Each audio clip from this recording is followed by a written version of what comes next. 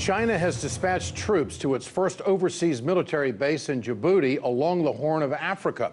The Chinese Defense Ministry said after a long period of friendly negotiations, the Chinese People's Liberation Army chose Djibouti for its strategic location near the Middle East and close to China's many projects in Africa. Manila Chan joins us tonight with what this really means for the West. Manila? And the tiny country of Djibouti is already home to several foreign military bases, including the U.S., Japan, France, and now they will add China to that list. Although there is not yet an official date of when the Chinese base would begin operations, they broke ground over in Djibouti about a year ago.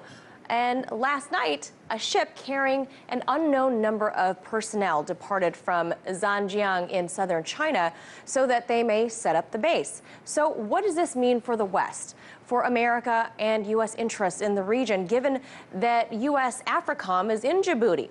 I talked to former Pentagon official Michael Maloof for his take on this move to see if this was at all any sort of threat to U.S. interest. It's part of a strategy on the part of the Chinese. They are exercising not only the military power, which the United States is known for, but soft power.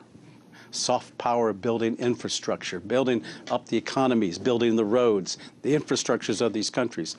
This is endearing to these countries, and as a consequence, they want more of it.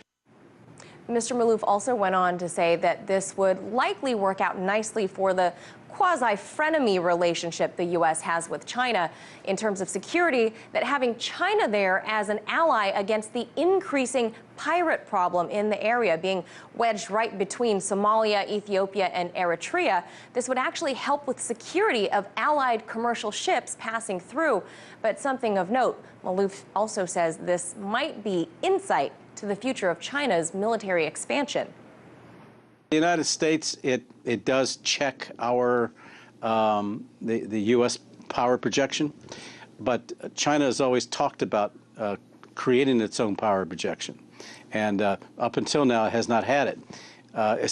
It is still absolutely no match for the U.S.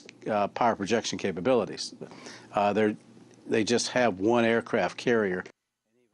So, Ed, while China is seeking to flex their military might, unveiling their still-to-be-named second carrier, they have the other one commissioned aircraft carrier called the Liaoning, which is currently en route from Hong Kong, passing through Taiwan en route to their port. So China still has a long way to go, as you heard Mr. Maloof say, and still they can't compare to the United States. And this certainly seems like the start of their interest in becoming a military global leader, Ed. They are building and moving. Thanks, Manila. Appreciate it.